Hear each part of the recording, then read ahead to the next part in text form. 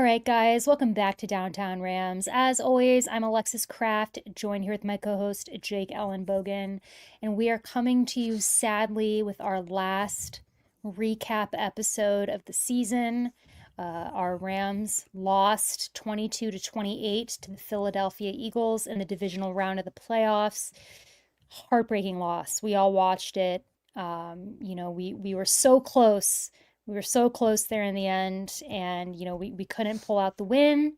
But you know what? It was just one of those brutal games. Second half ended up being a snow game, Jake, and it just was kind of the game you kind of had to grind out. And unfortunately, it didn't go the Rams' way. And we're going to talk about a lot of the reasons why it didn't go the Rams' way. But I think, I know I speak for both of us, and I'll let you talk more about this as well too, is that we're just honestly like so proud of this Rams team, regardless. I mean, the adversity that this team faced all season, starting 1-4, battling the injuries, having the really hard schedule to come this far is truly remarkable. And we're going to talk about kind of some of the heroes of this season and some of the things that we liked just as much as we talk about, some of the things that need improvement, right? We'll cover it all. But I think, just to start off the episode, I think it's really important to touch on how proud we are of this Rams team. And you know what? We are very bummed that they lost the game. They lost fair and square. There's no denying that. And again, we're going to talk about that. But just very, very proud of this team, Jake, and really bummed that this is our last recap episode of the season because it feels like this team wasn't ready to stop playing. We really believe that they could have advanced and really gone for a strong run, but it came down to, about 5 or 6 plays that, over the course of a playoff game against a really good team against the Philadelphia Eagles just can't happen. But Jake, before we kind of start to get into the nuances and details of what, went wrong in this game against the Eagles, what's your brief thoughts about this season for the Rams? Yeah, it ended way too early. I think they outplayed and this is actually the positive, and this is why I feel good about the future. In the Sean McVay, Matthew Stafford era from 2021 on, I don't think the Rams have ever been outplayed in the playoffs. I think they outplayed the Lions last year. They should have won that game. And they outplayed the Eagles. They should have won that game. I think that's a really good feeling to have where you don't feel like the coach was just caught off guard. You don't feel like Sean McVay didn't belong there. You don't feel like they froze up.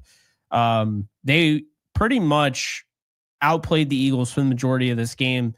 And I think a big thing here is that when you have, Saquon Barkley and just the dynamism that he creates, I mean, it just goes to show you. I mean, I said it earlier today, and of course, Eagles fans don't know when you're giving them a compliment or not, but I said that, Saquon Barkley would have an argument to win MVP because there's no way that they get to the NFC title game without Saquon Barkley. And so that pickup was huge. And, it's frustrating because I would probably say like 90% of the game, I think the Rams controlled, but those explosives matter. And it was those 3 explosive runs, the Jalen Hurts run, the 2 Saquon Barkley runs. Even still, the Rams came back and they should have won the game. They were 14 yards away. They had an opportunity.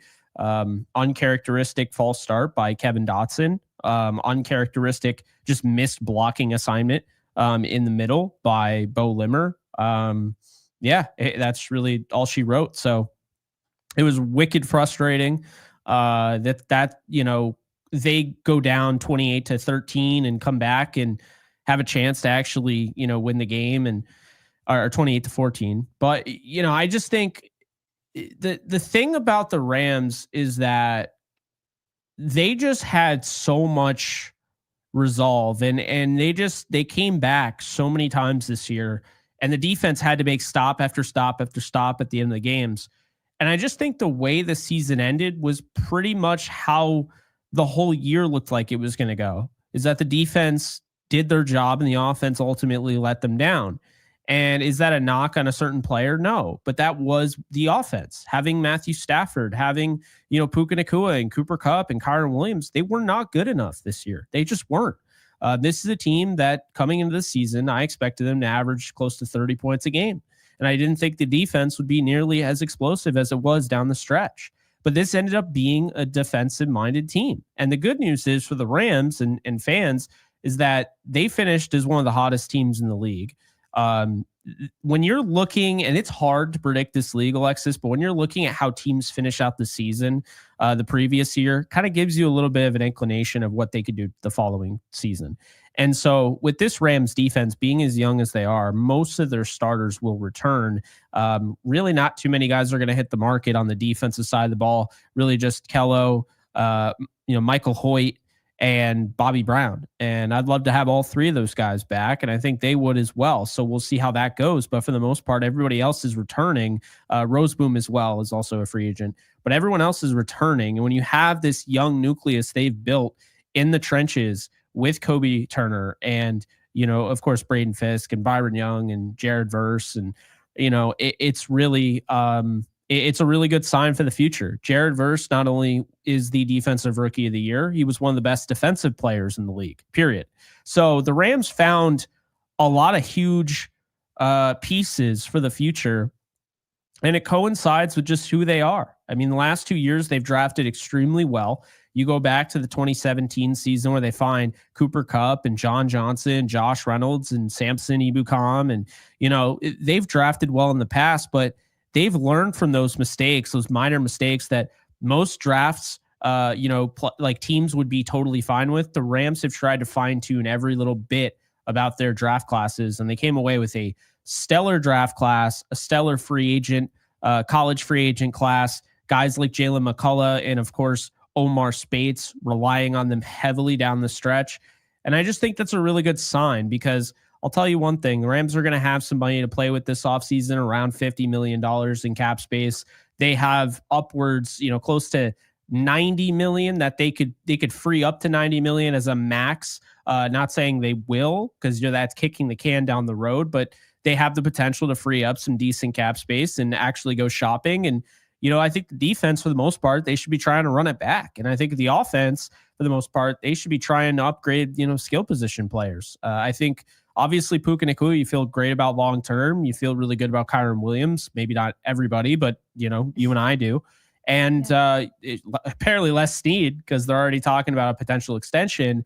But I just feel like when you look at this team, the biggest things that they need to focus on if they want to win next year are finding some, dynamic playmakers, finding some explosives. And, does that come in the light of adding another running back via the draft, via free agency, like a J.K. Dobbins or a Ty Johnson, to, be in combination with Kyron? I don't know. Does that come with maybe, a T. Higgins, Chris Godwin, somebody like that? Maybe. But the point is that the Rams know what they need to fix. They know that this offense, it's unacceptable for them to not even be able to score 23 points in a playoff game. And I know they almost did it, but they didn't. So that's the thing. I think going into this offseason, you feel really good about the defense. The coaching staff stays in place. You still have Sean McVay. Matthew Stafford is likely going to come back. I don't really see, I would almost give it like a 99.9% chance. But then again, you never know. I just don't see him leaving. And so with that said, you got Kyron Williams on a contract, still 1 year deal left. And then, you have Puka Nacua, like I mentioned. Does the tight end room get overhauled? Does the offensive line get overhauled? I don't know, but there are a lot of different things that they can do to upgrade this team. And the great thing is, I don't think they have to do too many where they can go and win a Super Bowl, because they have the coaching staff and the leadership that they currently have.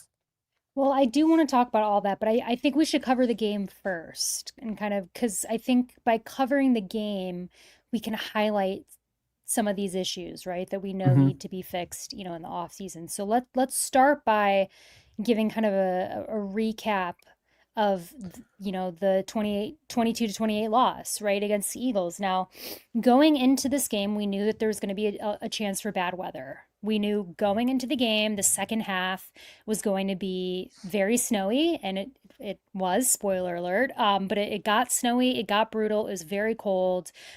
Because of this, Jake, I was a little, I felt like we needed to get going in the first half. I felt like this was going to be the window for both teams. This is going to be the cleanest, whether you see all game, this is going to be your shot to really, if things get like really bad in the second half, like you want to start scoring now.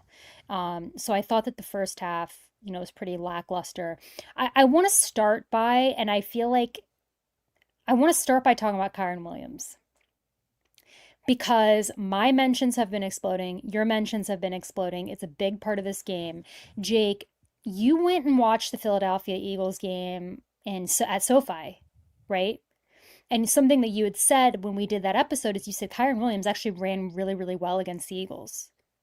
He Guess did. what? He ran really well against the Eagles in the playoff game too. I think everybody, wants to talk about the fumble, and we are going to talk about it. It's bad, it's concerning. But if you look over the course of the stretch of this game, unfortunately, Jake, you and I are going to have to talk about a lot of errors by a lot of different people of things that went wrong.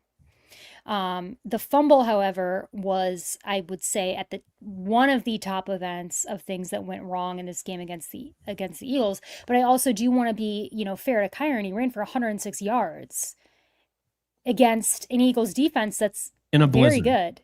Yeah, in a blizzard. I mean, and he fumbled in a blizzard. Now, I understand, not acceptable.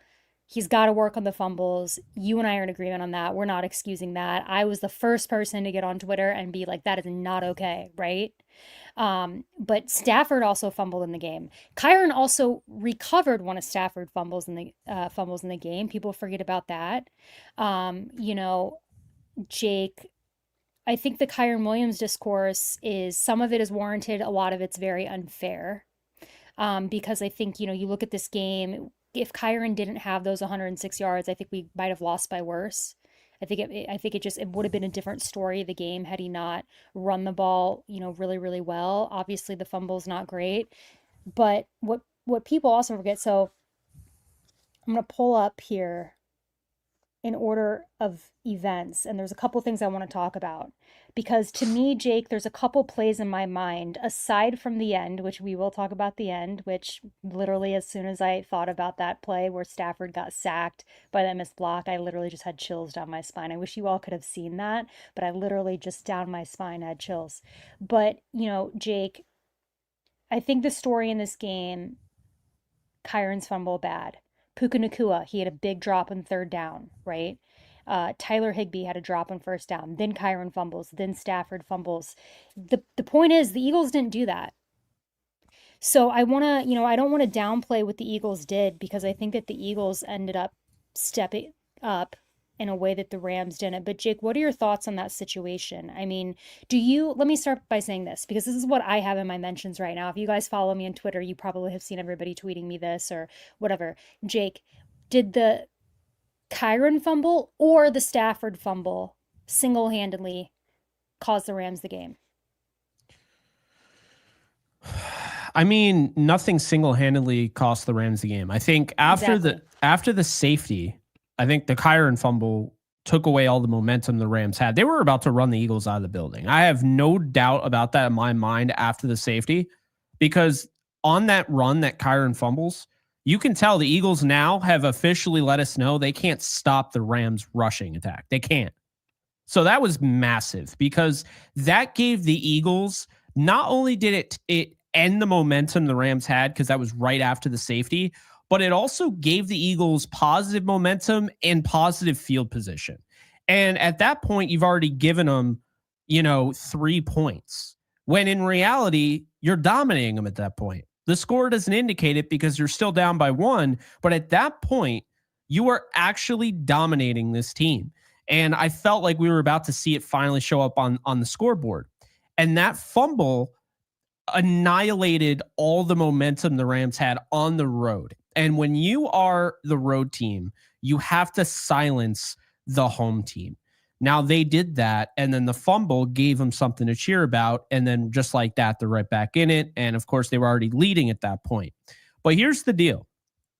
I see a lot of people that want to throw this game on Kyron Williams. They say he's not explosive. This needs to be a touchdown. He gets brought down from behind. When you have these runs, this needs to be a touchdown. Why? Why are they saying that? I'll tell you, because this offense is inefficient. The fact that needs to be a touchdown is 30-yard run, and that's what you're complaining about because you're saying other guys would have scored a touchdown there.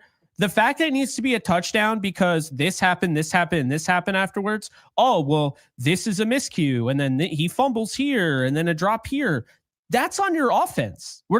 You can't put that all on Kyren, because in the past, they won a Super Bowl with Sony Michel as their leading rusher. So miss me with the idea that they need all this explosion at running back, and the running back is the main issue. The issue is this offense is inefficient, and they have been all year long. There was a drop by Puka Nacua. There was a drop by Tyler Higbee. Those guys matter just as much as everybody else down the stretch, but they still had those drops. And those are moments in the game that you forget about, but that's a third down conversion there and a third down conversion there. And that matters. And this is why I just hate the idea of just forcing the blame on one dude, especially because the running backs before Kyren Williams, I tried to tell you how underrated Darrell Henderson is. You told me he was trash. And then you tried to tell me how great Cam Akers was. Well, Kyren Williams is a back-to-back 1,000-yard rusher. So let's not act like he's chopped liver, right? I understand 1,000-yard rushers in 17-game seasons are a little bit inflated, but Kyren was among the league leaders in carries. And the other thing was, we were told all year, I know you dealt with it, I saw it all off season long. Are we sure? Are we positive that Kyren Williams can stay healthy? And then he doesn't miss a game, and everybody, it's just mum's the word. Now it's another issue with him. Here's the problem, is that you're used to big 6'3" Eric Dickerson. You're used to Marshall Faulk, who was a superstar when they traded for him. It's why a lot of people still want Jonathan Taylor. And you're used to Steven Jackson. Okay, you're used to Todd Gurley and then the explosion. You're not used to this type of running back, because there's never been this type of running back for the Rams. Kyren Williams is nothing like Falk. He's nothing like Dickerson. He's nothing like Steven Jackson. And he's nothing like Todd Gurley. And so that's the problem, is that people now look at that because he's not a 4.4 speed guy, and he's not 6'2", and he doesn't look like he's going to carry the entire offensive line and defensive line on his back like a Steven Jackson or Eric Dickerson. He's not good. But that's not true. Is he an all-time running back in this organization? I mean, we don't know that yet because it's so young in his career. I would probably assume no, because when you look at what Falk and Eric Dickerson did, like, they're on another level. But Kyren Williams is really good, and I just don't feel like people are understanding that you got this guy in the 5th round, and he's just leaps and bounds better than any 5th round running back that you would normally get. So what I can't stand is that this guy is going out there and he's selling his body out. He's going out there and stepping into the face of pressure, stepping his face in the fan, and taking on shotgun blasts to the chest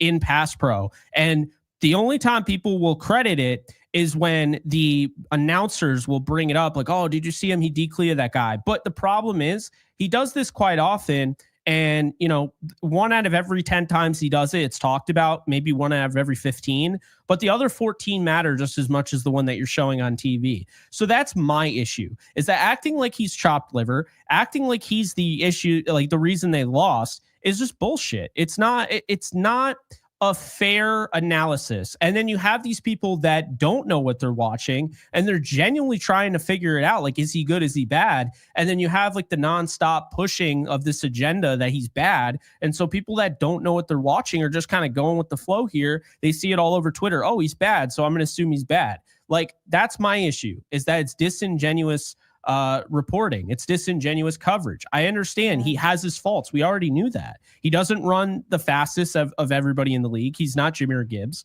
But to act like he doesn't have other ways that he can win is just preposterous. It's not true. It's completely false. And this offense, simply put, would not be as good if you put Cody Schrader back there, if you put Ronnie Rivers back there, or if you put hotshot 3rd round pick that everybody thought was going to replace him and didn't, Blake Corum back there. And that's just the reality of it. Yeah, I think, listen, I understand people being really, really mad about a game. Kyren made a really, really bad play. A lot of people made really, really bad plays during the game. I think that he already had a target in his back because he'd fumbled against the Eagles earlier in the season, Oh, right? So I think absolutely. people had that on his mind. Had he not done that against the Eagles, I don't think that he would be getting as much criticism as he's got now. Matthew Stafford, also, who doesn't really fumble a lot, fumbled twice in this game.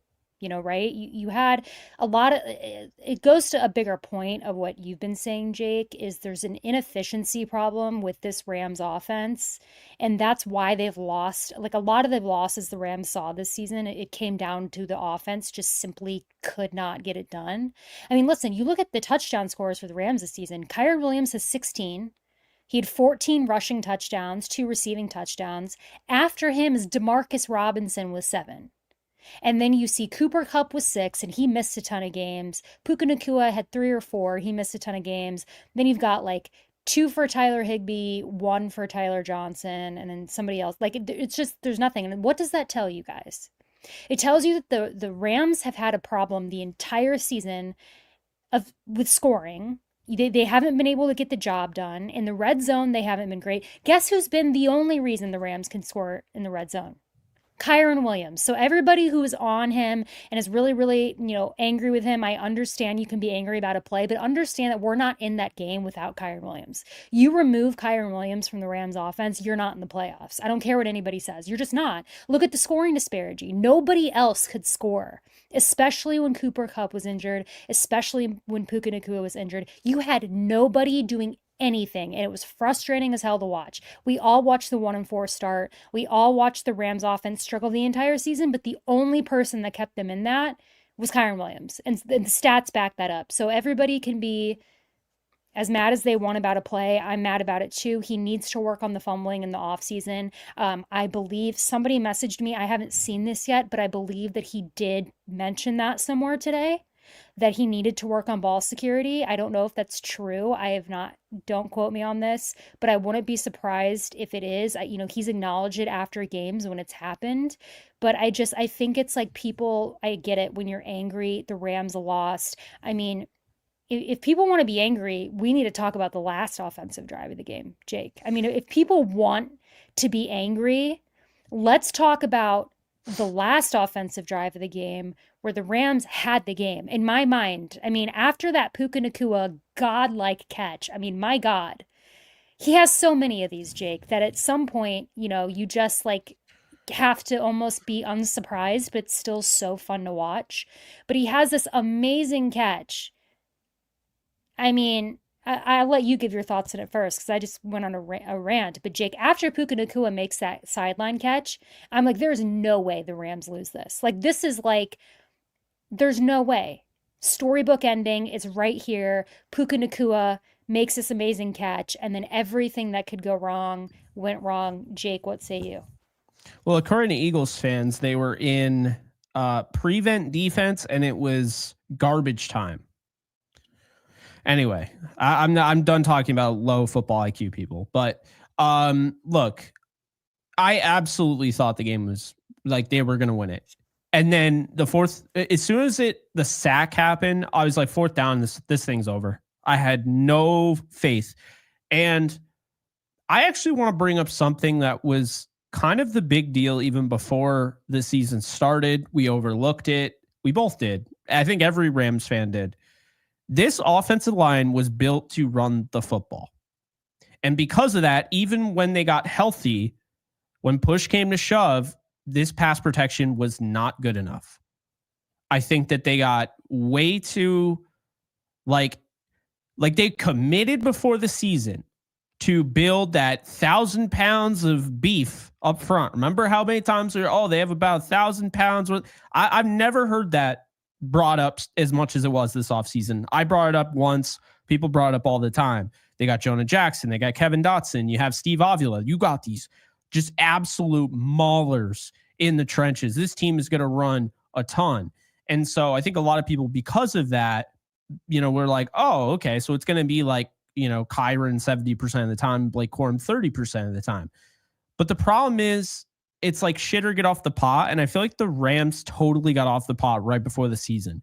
And when you already put the plan in motion in March and you sign a Jonah Jackson with a Kevin Dotson and you move Steve Avila to center, and then right before the season, you're like, oh, actually, we're going to shuffle everything. Steve Avila is going to go back to left guard. Jonah Jackson, who we paid a lot of money to, is going to play out of position, at a position he's never played before. And now, all of a sudden, forget about just the moving and everything. You focused on building your offensive line to run the football. And you do not have a premier pass protecting offensive line, like, say, the Eagles, say, the Lions, right? When you look at the Rams' offensive line, Alec Jackson is maybe their best pass protector. Then after that, Avila the run blocker. Jonah Jackson, run. Kevin Dotson's a better run blocker, although he's a good pass protector. And Rob Havenstein, while good, he struggles against the speed guys, and he is known as the premier run blocker. So this is a very run blocking oriented, heavy offensive line. And the problem is that they stayed committed to that. Okay, they didn't. You could tell, even with the injury to Puka Nacua, Sean McVay wanted to throw this football. He just wants to throw the football. People call him Sean McPass for a reason. I think it's kind of ridiculous. I mean, I think he's become more balanced over the years. But the point is, it wasn't even about being balanced. When you go out and you focus that much attention on running the football, then guess what? You got to run the football. I mean, like, your offensive line is built to win in the run game. It's not built for pass protection. The thing that people don't understand is that just because Stafford went 4 straight weeks down the stretch without a sack, people now think that the pass protection was like elite. It wasn't. Stafford was doing things where he was getting off script and he was making guys miss. And those are things that we called hidden stats, hidden yardage, if you will. Well, guess what? When it's freezing cold and it's snowing and there's snow on the ground, you have no footing, you can't do that as well. So when they got any sort of pressure on Stafford, he was basically like a deer in the headlights because he knew he couldn't, slide around in the pocket much because there just wasn't a footing. There wasn't any sort of traction or anything there. You can't move around like you can at SoFi Stadium. So that is what happened. That was the issue. That's what cost him the game. There are a lot of things that cost him the game, but not having a pass protecting minded offensive line hurts. And what I really want to know is this offseason, there are a lot of things that are going to happen. Okay. There are a lot of things that could happen, but there are a lot of things that are going to happen. What I am curious about what's going to happen, Stafford, what's the deal with him? Because I do believe he's back, but is that back for this year? Is it a farewell tour? Go and win it all in your last year? Is it a 2-year? Is it a 3-year? What does that look like? What's the deal with Cooper Kupp? Do you bring him back? I mean, at that cap number, I don't think that's even possible. $29 million. That's elite money. What do you do there? Jordan Whittington, are you going to balk at the opportunity of starting him after, the limited opportunities he showed you he should be a starter? Or are you just going to say, well, he's a 6th-round pick. I think we can do better. And then he's going to get pushed aside. Is he going to be the next Tutu Atwell? Because Atwell always had the talent. They drafted in the 2nd round, but they never utilized him. What's the deal with tight end? Do you bring back Tyler Higbee? I mean, everybody would say, yeah, right, the way he finished off the season, but he's 32. Well, what does that look like? Are they Stafford? They can go one of 2 ways, Alexis. They could go all hands on deck veteran look, where they bring in some veterans, they keep the veterans, or they could go Stafford can win it all, but we're going to start going younger. We're going to follow suit with the defense. We're going to actually do that with the offense. So they move on from Rob Havenstein. Maybe they move on from Tyler Higbee and they start, move on from Kupp and they start looking more young. There are 1 or 2 ways that they can go with this. I don't know which one they'll choose, but I don't think it's a guarantee that Havenstein is back. I don't think it's a guarantee that Higbee's back. I'd love Higbee back and I want him to retire a Ram, but I just feel like right now they are in the same position they were in 2020, 2020 to 2021, following their divisional loss. Stop me if this sounds familiar. Divisional loss in the cold, against the Packers. I mean, when they lost that game, you were annoyed because you knew Donald was 30% healthy in that game, barely played. That's the one where he had tears coming down his eyes. Cooper Kupp didn't play. Goff wasn't 100%. He gutted it out. I thought he had some really good moments. That's a great game to end on, I think, for that being his last Ram game. But you knew even before that, like I was already over Jared Goff. I appreciate his contributions. I appreciate the way he finished out his career against the Packers. That was gutsy, but I was ready. And I've wanted Stafford since 2015. So when they traded for Stafford, as you'll remember, because you came on my show back when I had the studio and everything, you called in. I said that they were going to win the Super Bowl right then and there because I knew they were a quarterback away. This team is not a quarterback away because that would implicate the idea that Stafford is the issue. And a lot of these imbeciles that are talking about this game are like, Stafford didn't get it done. He took the sack. He was folded like a lawn chair. Yeah, most of these people have watched 3 Rams games, and 2 of them were games where their team played against the Rams. But either way, Stafford showed you, and we talked about this. He wasn't healthy after that hit he took against the 49ers. He showed you as soon as he got good again and he got healthy, he's still got plenty left in the tank. He was by far the best quarterback, against Minnesota. He was by far the best quarterback against Jalen Hurts at, Lincoln Financial. I wasn't remotely close. They looked like they were playing a different sport. He's fine. He's ready to go. You can win a Super Bowl with him. He wasn't the reason they lost. So now, what do you add? I think you add another big play threat. And I think they are one elite, break. I would say they're one elite game-breaking player away. Yeah. Very similar to the past, but unlike quarterback, I think they need that one more pass catcher. Is that Tyler Warren out of Penn State? Is that Loveland? Is that Fannin? Is it even in the draft? Are we maybe T. Higgins, Chris Godwin? Who is that? I don't know, but I feel like they need one more guy. And the reason being, not to put it all on Cooper Kupp, Alexis, but Cooper Kupp's fall off because of the injuries.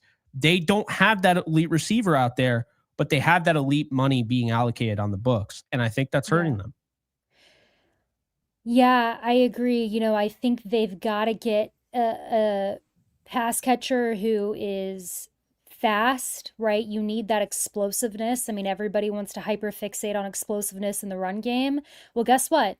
You have that elsewhere. It doesn't matter so much, right? If you are missing it from the run game, the Rams offense entirely was really missing explosiveness. So I think they've got to get somebody explosive. They've got to get also somebody who can score in the red zone, like we talked about earlier. I mean, there has to be other players on the team that are efficient in the red zone. And if there isn't, then, the play calling's got to dramatically change because you can't have that huge disparity that we talked about earlier. You've got to find somebody other than Kyron Williams who can score in the red zone.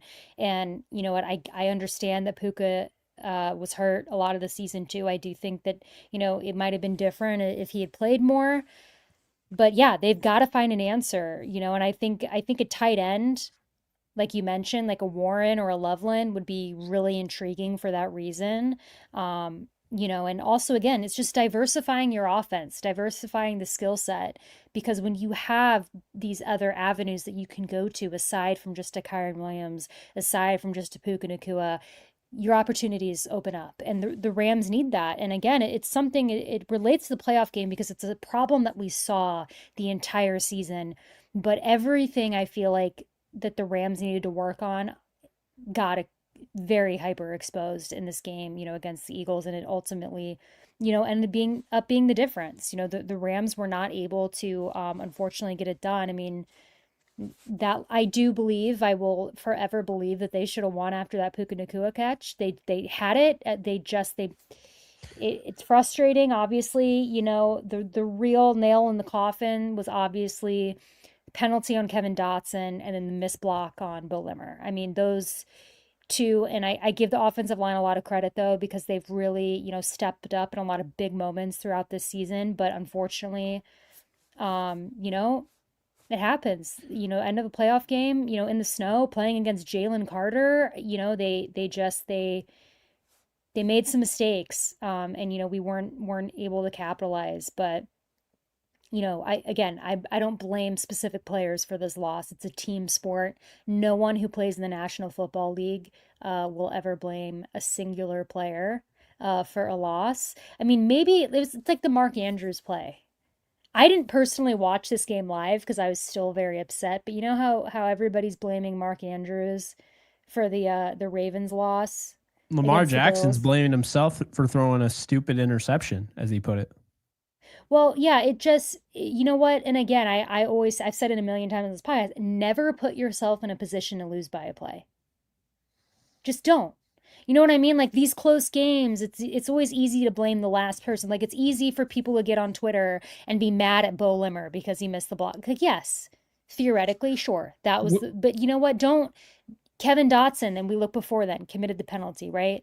Or you look at like you can always backtrack. It's just it's very lazy to me to see people try to throw the blame on certain players. I think it discredits, the work that these guys put in I agree with throughout that. an entire game. And yeah, I don't like it. So I think people should be a little kinder when they speak about Bo Limmer on social media. I don't think it's very helpful, and I don't think it's accurate. I mean, he made a bad play. He did. Anybody could have made a bad play. You know what? Stafford could have thrown the ball in that play right to Puka Nacua. What if it was an interception? Would everybody then be blaming Stafford for the loss? It's just, see what I mean? It's just this thought process is very flawed. Well, it's like how Eagles fans continue to bring up how they dropped 4 interceptions. It's like that's not the gotcha you think it is. Like you dropped 4 interceptions, that's on you. You know who always brings up dropped interceptions? The 49ers. Oh, Tart dropped it. Not only are we gonna, when that gets brought up, I'm like, okay, well, Jalen Ramsey dropped 2 interceptions if you want to play that game. But we're not arguing over who dropped what. We're talking about wins and losses. And I think the thing about Limmer is that he's got a bright future. And the thing we saw this year is that he was really good for being a 6th round pick. With that said, though, these are the things you live with, right? This is like when you start a rookie center, you have to know, like, how is he going to respond late in a game in an environment like that? I mean, he froze essentially. And I think it's definitely fair to criticize him. I also think it's fair to defend him, but I also think like the assumption he is the center of the future, I also don't think it is fair because, go back and look at Coleman Shelton. I mean, there were times where it's like, yeah, they really like him. He's better than Coleman Shelton. I'll tell you that right now. I didn't think Shelton's a bad player, but he's an upgrade over Shelton. But I will tell you, I think the best offensive line the Rams could come up with is if Steve Avila is back at center like the plan was last year and Jonah Jackson is playing at left guard. And it's not that Bo Limmer lost his job, because of this game. I would have done this regardless of this game. Bo Limmer was in at center because he was the hot hand. He had started those games when those guys were out. But Jonah Jackson can help this team. And I know a lot of people want to trade him, and it's weird. We get into this whole, we're coming up with mock trades. It's almost like sometimes people take it a step too far and they want to help the other team out more than they want to help themselves. And I just don't think trading I don't think trading Jonah Jackson to the Bears just because it'd be a nice reunion for Ben Johnson makes any sort of sense for the Rams. Not only could the Bears be a problem next year with Ben Johnson, because keep in mind, I mean, I had to win 10 games this year. If they had actual coaching, they would have. So they're going to be good next year. They could be a problem next year for the Rams. But not only that, Jonah Jackson is probably one of your better players on this offensive line, and he wasn't playing because he was just the odd man out, and it was during a win streak. And you're not going to mix and match and do all these different things when your team is winning, right? It's when they're losing, then you start to make these decisions. So that's the thing. Or there's an injury. Like, do you think Troy Reeder ever was going to come out of this defense if he didn't get hurt? I don't think so. I don't think they ever go to Omar Spates if Troy Reeder didn't get hurt. And it's the same thing with when it was Darius Williams and Kobe Durant. Kobe Durant getting hurt at the end of the Bills game gave Ahkello Witherspoon that kind of renewed energy, that renewed optimism. Not him. He was always ready to play, but I felt like the coaching staff had kind of abandoned him. He barely played he didn't even play at all against the Saints, really. Barely played against the Vikings. He was starting to lose his place in the rotation. And then all of a sudden, Kobe goes down late in that Bills game. And sure enough, Kello goes on this run that was crazy. It's probably going to get him paid as well. And it might even be by the Rams now because of it. But it is a reminder that when the Rams were in that streak, they were winning. They weren't going to bench anybody. Like when you're losing, then you bench guys. And after the Dolphins game, it was kind of like, hey, we need to make some significant changes. And unfortunately, Jonah Jackson was essentially the odd man out. And Yeah. I'm not saying he should just be given the job, Alexis. I'm not saying that at all. But what I am saying is this offseason, he deserves to earn that role again. He deserves to be able to go out there and work for it. And they paid him to do a job. He got hurt. We all knew he had an injury history before this signing, but so did Nopum. So did Avila. So did Rob Havenstein. Everyone except for Kevin Dotson, who played every single game, although he played injured. And Alec Jackson, because he didn't miss a game because of injury, he missed a game because he was suspended. I mean, for the most part, when you look at that, Jonah Jackson wasn't just exclusively taking money from the Rams and being unreliable. There were a lot of injuries. I don't think Avila looked the same after those injuries, and I'm hoping he, recovers in year 3. But I wasn't overly impressed with the way he finished out his season, and I really do like the guy. And it's just, I don't know, it's just a reminder that, I'm not necessarily saying to just give the starting job to Jonah Jackson, but you absolutely got to give him an opportunity to make a run at one of these starting 5 jobs. And if that means like, okay, hey, maybe we got to move him to right tackle and we move on from Havenstein and he works out at right tackle, by all means, but you got to try and do something, because I'll tell you this right now. Okay. Jonah Jackson is going to get paid a lot regardless if you trade him or if you cut him. So if you want to eat all that dead money and get nothing out of it and cut your losses, by all means, they've done it before. It's not like it's never happened, but this is the offensive line. So even if he doesn't crack the starting lineup, he is valuable. Okay. They paid Joseph Noteboom $10 million last year, knowing full well he wasn't even going to start. So the offensive line is valuable. It's good to have a guy with, some versatility. He might not be the best center in the world, but he can play 3 of the 5 positions. I still believe he'd be able to play right tackle. I really want to see them give Jonah Jackson a shot. I'm hoping, I'm advocating to the Rams front office to not just send him away, because I think it'd be a mistake. I agree with you. I do agree with you. And something that I know you and I both agree on is going to be Jared Verse in this game. Jake, listen. I came into this season the biggest Jared Verse fan. He was who I wanted the Rams to draft, right? He was my number 1, edge guy in the class. I really pounded the table for Jared Verse. I was ecstatic when the Rams got it, and he did not let me down, Jake. They killed it with this pick. Jared Verse, in my opinion, I don't even think it's a question. He's the defensive rookie of the year. I don't really know anybody who comes close, honestly. I know Eagles fans, think it should be their guy Mitchell, but I'm Well, it sorry. shouldn't. Yeah, it shouldn't. It should absolutely be Jared Verse. I mean, the guy has just been a stud all season, Jake. And you know what? Going into this game against the Eagles had their bulletin board material, right? Of the Jared Verse quote about not liking Eagles fans or whatever it was that he said, and getting angry when he sees the green and the white. Well, I thought that he backed it up, Jake. I know that, sadly we didn't win the game, but Jared Verse had a great game. He absolutely dominated that Eagles offensive line. I was surprised that he only ended up with 2 sacks, to be honest. Yeah. Like, he was playing like he should have had more. No, I know, but I don't look too much into the sacks, because I think like for his season, he could have easily finished with like 15, and he finished, I think it was like 4.5 or whatever. The pressures he had were ridiculous. I mean, he was among the top 5 in the league, and this is a guy that you saw, as well as some other guys, but this is a guy that you saw that when the lights got brighter, he got better. And that's the thing I really want to take away from this, is that a lot of these young guys were seeing the bright lights of the postseason for the first time, and they didn't bat an eye. Say what you will about the Barkley runs, that hurts the defense, and it does, but at the same time, like look at what they did against the Vikings. Like, you know what I mean? They dominated that game.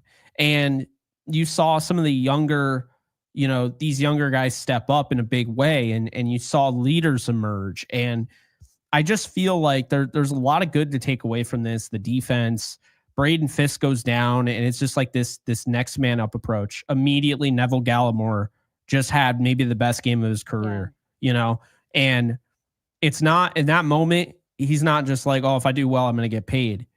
He just stepped up into a role, and he was the best damn player that he could possibly be.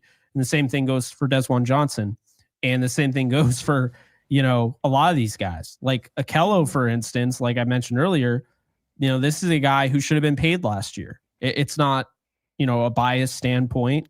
It's not, oh, well, I'm always right, but I was right. Trey White was coming off 2 of the 3 major injuries you could have that could cost you a career. He had both of them in the last 3 years, and he was coming off an Achilles tear. And to give him that money up front was just ridiculous. And to give it to him over a guy that just started 18 games for you, had the familiarity within your defense, and was a leader, was even more ridiculous. And sure enough, Kello came in and he immediately made an impact. So did Darius Williams. They worked well in tandem. Same thing with Kobe Durant. And you could really see it. And there's a picture of Kello where he's on A.J. Brown, and he does not give a single F about A.J. Brown in that moment. He's making sure he's pointing over and getting his team lined up. That's the type of guy he was. This year, he and Quentin Lake became essentially like the leaders of the secondary. A lot of people don't know that. You watch the tape and you could see them. They are constantly communicating with the defense, getting the linebackers lined up. And I think in a lot of respects, while we do look at how, Omar Spates, his addition made it easier on Roseboom, and Roseboom immediately looked better, we don't look at what number 4 did when he came in, and just the immense ascension of this team from the moment Akello Witherspoon takes over after the 44-42 game against the Bills. And people weren't talking about, wow, we beat the Bills. A lot of people were talking about, wow, this defense gave up 42. That's unacceptable. Well, then look at after that. Akello Witherspoon starts in week 15 against the 49ers, and they never look back. And so you have him. You got, Kobe was banged up, so you got him, and you got Darius. You got Christian Roseboom and Omar Spates that are getting lined up correctly because of the communication of Quentin Lake and Akello. Because a lot of defenses, like, say, the Eagles, I believe in this game, they had Zach Bond as the green dot, right? So normally you have a linebacker as the guy that is, dealing with all the signals and getting guys lined up and, telling guys different things and what have you. But the Rams operate a little bit differently. They want the guys to be like the captains. They want them to be in the secondary because they can, kind of oversee everything. And so that's the thing. Akello and Quentin Lake are constantly talking about these guys, getting them ready, getting them lined up, and it makes their job easier. And I just think, when you're able to get everybody in position, you got the way Akello played, only giving up 4 total receptions to Justin Jefferson, Jordan Addison, A.J. Brown, and Devontae Smith in the postseason combined. And then you got, the way Kobe Durant's playing, the way Kobe Turner's playing, the way Braden Fisk and Jared Verse and Byron Young, who kind of just gets forgotten about way too often. Byron Young had himself a really good postseason as well. And then, you have the linebackers, like I mentioned, you got Quentin Lake, you got Cam Curl, just so many different things are going on, so many good things for the Rams defense. And that is what makes them so scary, is that they just have so much talent, and they might not be, a 90 overall in Madden or whatever. I don't know who still plays Madden. I don't, but they might not be 90 overall in Madden, but what they are collectively is one of the best defenses in all of football, and they proved that down the stretch. Yeah, I mean, I was really impressed, with how they played against the Eagles. I mean, obviously, the defense's weakness against the Eagles. I just mixed up defense and Eagles. That Don't know how that happened. The Desert Eagle from Call of Duty, the Deagle. Is that a thing? I don't even know. Yeah, it's Oh, okay. I forget what it has like a 50 I don't know. It's a big hand cannon. That's what I would say. Is that good? I don't know anything about. I played Call of Duty. Was it Call of Duty Ghost? Was that Oh Call of my Duty? God, that's a throwback. Because yeah, I had one Call of Duty game that I got I think in high school, and I was very obsessed with it for a few weeks, and then stopped playing it. But I think it was Call of Duty Ghost. Anyways, was not trying to make a Call of Duty reference, just That's absolutely, wild. I'm trying to yeah, think about when that Call of Duty was. Ghost. I think it was like 2000. It had to be like 2012 because it was probably not. It was probably when I was not like having boyfriends, I think it was before. This was, before I That had a social life. So I'm pretty sure it was like 2011, 2012. I think that's the only one I didn't play multiplayer on. Oh no, Infinity or Infinite Warfare. I never touched that with a 10-foot pole. No, I had the Ghost one, and I liked, was it campaign mode Yeah, where I, you I had the mean, story? my favorite will always be the original Black Ops, but that's just me. I always loved it. Well, Never played it? yeah. Black Ops, I think I played like if I would go to friends' houses and they had it, maybe because the whole reason I bought Call of Duty, we're on such a tangent now, but the whole reason I got Call of Duty Ghost was because I think I had played Black Ops. Like I'd gone to some Okay. friends' houses and I was like, "Oh, that might be, I kind of like this," like right when I was playing it. So then Ghost came out and I got Call of Duty Ghost. Mm, Um but okay. then kind of got tired of it, I think, probably relatively quickly. But me and my neighbor would play it. She'd come over and we would play Call of Duty Ghost. It's Um, so funny. 2011, 2012. Anyways, I just mixed up my words. What I was trying to say before that entire conversation about Call of Duty was the one thing, that really kind of killed the defense this game was Saquon Barkley, right? I mean, those explosive runs by Saquon.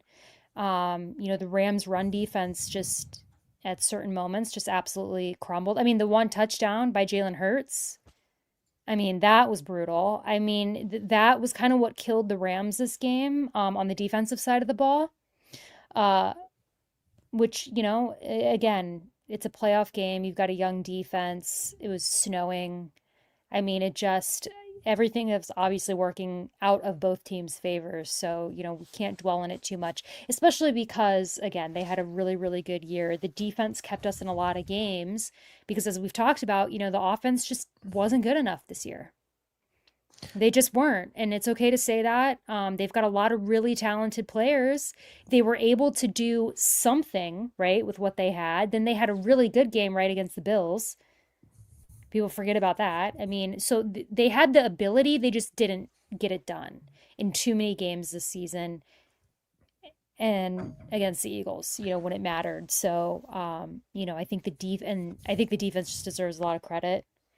Obviously hold them accountable for those Saquon Barkley runs and the Jalen Hurts touchdown, right? But I thought overall the defense played a really good game. I mean, 7 sacks.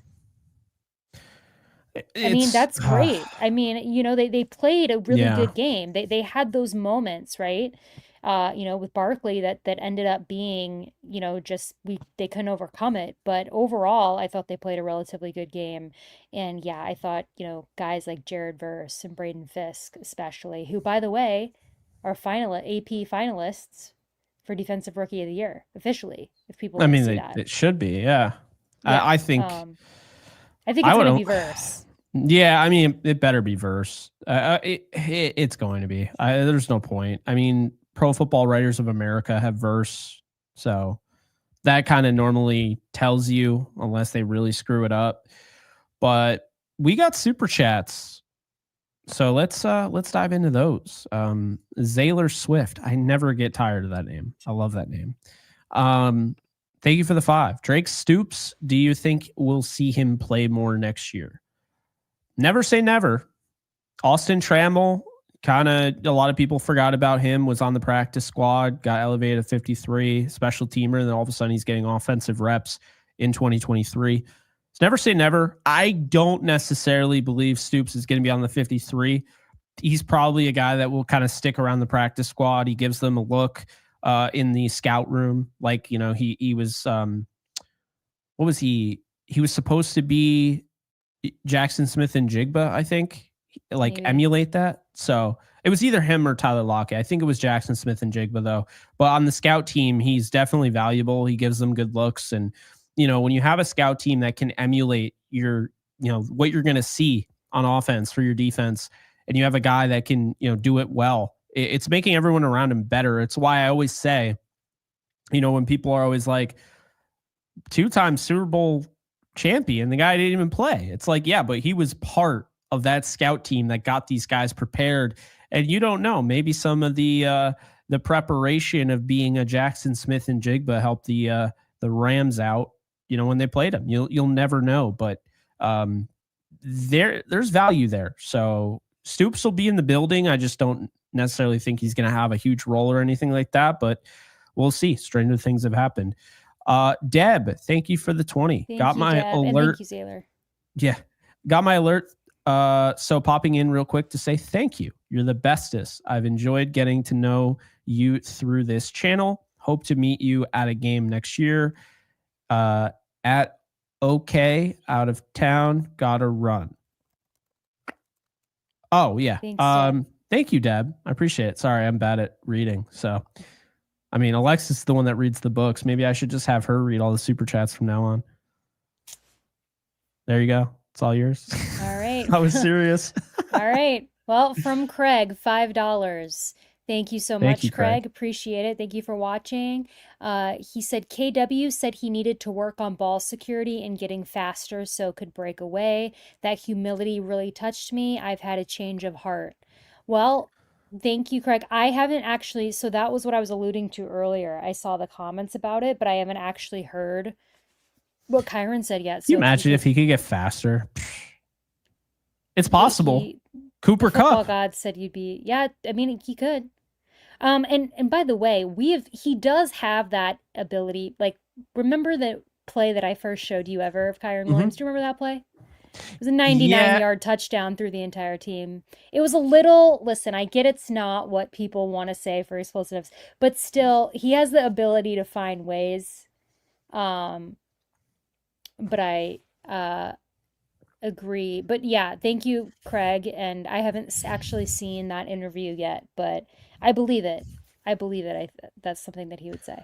He needs to contact Cooper Kupp and be like, man, I watched your 2017 film, and no disrespect, but you're slow as hell in this one. And then I'm watching 2019 after the torn ACL, and you're like fast. So like, what gives? Like, how did this happen? I mean, come on. I'm not saying he has to say it like that, but yeah, you watch Cooper Kupp in 2017. He was slow. Like, he was a slower receiver. Not fast at all. You wouldn't like mistake him for Tyreek Hill. Not saying you would mistake him for Tyreek Hill, like say during the Triple Crown season, but that one touchdown he has where he slows down, catches it against Tampa, and he's just gone. Or like the one catch he made where he had the 200+ yard game against the Bengals right before the bye week in 2019. Cooper Kupp just looks so much faster after his torn ACL. I'll never understand it. I don't know if he has like a bionic or a bionic leg or something, but oh my God. I've never understood why he's so much faster than he was in like 2017. I'll never understand it. But if Kyron can get that with everything he already has, because he can work on ball security. I feel like, now that it's really like taken hold this year, because I think he had 6 or 7 fumbles if you include the postseason. He's going to put an emphasis on that. And this is a guy that works extremely hard. And I just don't think people understand. There are players that take an off season and they just enjoy and they relax and they don't get much better. And you could see it. They're a player that always kind of stays the same. They don't have any breakouts or anything like that. Kyron Williams is not that type of player. He is going to be working his ass off to get better. And I do believe he's going to be better next year. And I think that'll be better in ball security. And I have a feeling he's going to get some speed training going. Well, he'll be a tick better, maybe a tick faster. Maybe he'll lose like 5 pounds or whatever he needs to do. But I think you'll see more speed next year. I do. Would love to see it. All right, next up. Thank you, D-Tex. Appreciate Super you. chat from D-Tex. said, since McVay Rams have improved every year until they make the Super Bowl, next year we're making it to the NFC Championship at the very least. Hey, I would love to see it. Yeah. No, We definitely. were close. We were so close this year. I mean, No, what's so bizarre to me is that I don't feel like Sean McVay has had an elite offense since they've won the Super Bowl. And they didn't even have what I would call an elite, they didn't have really a run game. Like, I mean, they had it, but it wasn't like top 10 or anything. Just wait, because if they do it this year with we've already seen with the defense, I mean, they could be really dangerous. I mean, they should be vying for the number 1 seed. I said it coming into this year. I'll say it again.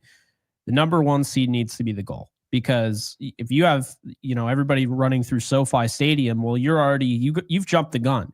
As soon as you put together that number 1 seed, not only do you get the bye week, but you also have a chance to sell season tickets for the divisional round, for the NFC title game. And that gives you a lick up. Plus, next year, Alexis, do you know where the Super Bowl is?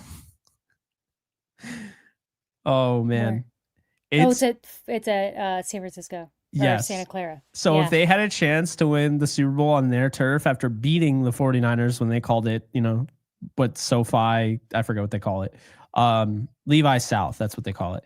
If they had a chance to do that and then go to Levi Stadium and win the Super Bowl there, oh my God, that would be the biggest FU to your rival. So I'm not saying that's like 100% going to happen, but what is worth mentioning is I'm almost positive SoFi Stadium is the following Super Bowl.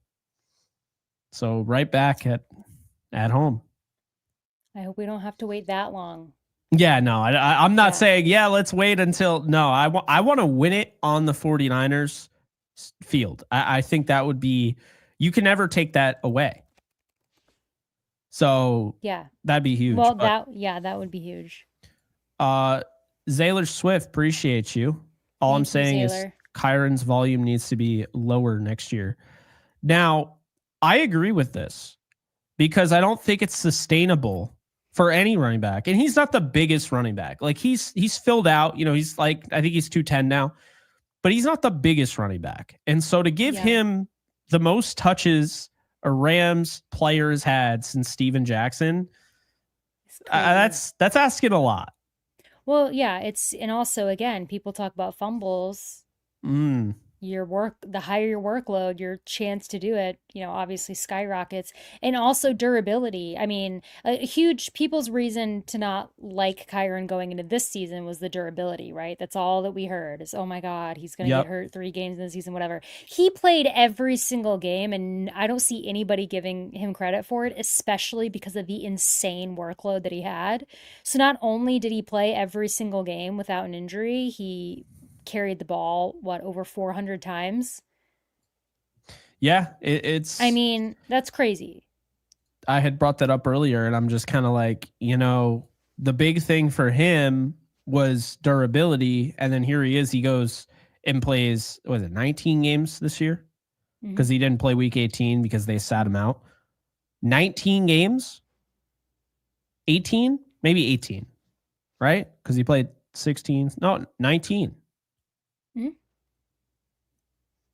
18. Because he played 17 regular season games and 2 playoff games. Well, he didn't play 17 because he sat out the last game. So it would be 18? I don't know math. We're so bad at math. My math teacher, if she ever comes across my content, she'll hear me saying I'm bad at math multiple times and say, I'm not surprised. Everyone forget that sequence that just happened. Anyways, back to Kyron Williams' durability.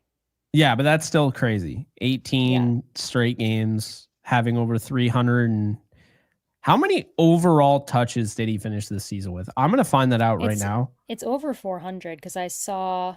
No way. Really? Over 400? I don't want to drop. That's wild. Kyron Williams had 400 touches. That came from a Rams reporter, but now I'm too scared to say who because I don't want to throw him under the bus. But I saw that And I have it up right now. So he didn't have 400. He had. Oh no, he Maybe did. Yikes. No, he did. He had Yeah, he did. I was about to 403. say this report is He He had how had. many?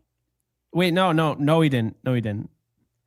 No, This he is the had. drama. I can't take Okay, this. Well, how many so touches did he have?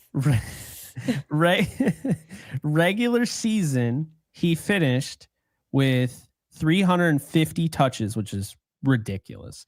And then he had 39 touches in the postseason. So if you're doing the math, that puts him at 389. Or sorry, 400. No, yeah, 389, right? Yeah, they must have been 389. they were rounding. Yeah, it's okay to round. 389, 400. Oh, I mean, now what's we the can do what I difference? wanted to do. Ready for this? So 389 touches. Get this. Okay. This is wild. So, oh my God. You don't even understand. So, this actually is the most, it's the most a Ram has touched the football since 2006. Steven Jackson had 436. And people Like you want said to look at earlier. him like he's chopped liver. Well, I think he's just, people have, for whatever reason, since we've drafted him, looked for ways to discredit him. And he's done some things, obviously, where criticism is warranted, the fumbles, right? But I mean, the workload has just been insane. I mean, That's again, ridiculous. and so and I agree with you. Like when people talk about, oh, his workload needs to be reduced, I agree with you, but not because he isn't capable of being a running back one. I mean, it's because quite literally, I mean, he's not built like a Steven Jackson to have that type of workload over multiple seasons. But Yeah, and that amounted to over 1,600 total yards from scrimmage. Not half bad. yeah, I mean, again, like we talked about, Kyron Williams was the Rams offense. I mean, people can say what they want, but statistically backs it up. And that's kind of been, as Jake and I talked about earlier, like off-season goal. Let's find some more people that can contribute, in the red zone because it's not sustainable. Teams are going to figure you out, but I still can't well, believe he's had the most touches of any. Not Todd Gurley, not Kyron Williams. That's crazy. I'm not surprised, but I am because it's that just the what is it? I guess kind of that box that everybody put him in. Like, yeah. oh, he's this scat back. He's small, I mean, Well, that's insane. But a lot of people who said that didn't watch him at Notre Dame. I mean, what Steven Jackson did in I almost said 2026. That hasn't happened yet. 2006. What Steven Jackson did in 2006 is just insane too, because he led the league in yards from scrimmage, by the way. You look at that team too.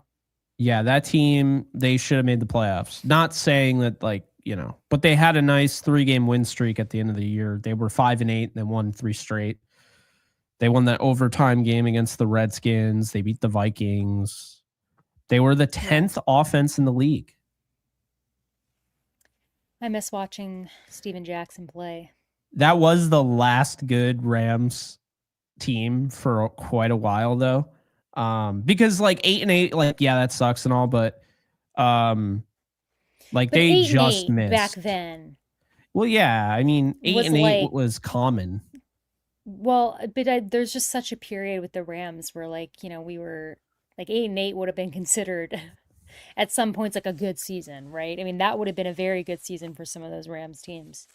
Well, I mean, so it's crazy how far we've come. Yeah, he led the league in yards from scrimmage. That's crazy. I'm looking at it right now. He didn't even finish in the top 5 of. No, he did. He did. He finished 4th in offensive player of the year voting. He got 1 vote. LaDainian Tomlinson that year, he had more rushing yards. He had 31 touchdowns. Yeah, okay. It was that year. I understand. Drew Brees, Peyton Manning. But yeah, Steven Jackson, 2006, that was his best year. I mean, he was incredible. So, Yeah. I just think that, like, if you go back and you look, like, we're talking about Steven Jackson right now, that is the only season of his entire career where he had more touches than Kyron Williams had this entire year. Yeah.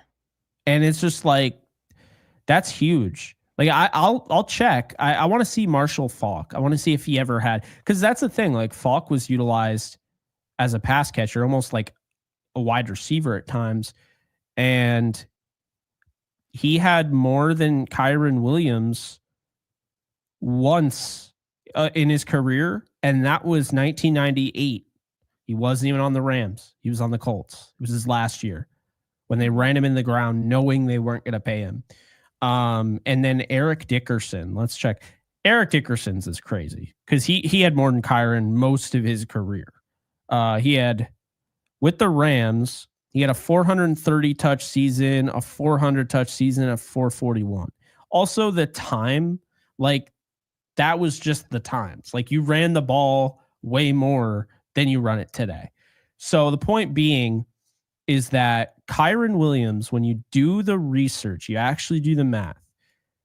If I'm not mistaken here, Alexis, he's got more touches in 2024 to 2025, including the postseason. He's got more touches than every single Ram besides Jackson in 2006 since Eric Dickerson. Yeah. It's insane. It's incredible. It really is. And you look at the season that he's had as a whole. I mean, again, we talked about the touchdowns. I mean, people can say, 16 touchdowns for Kyron Williams.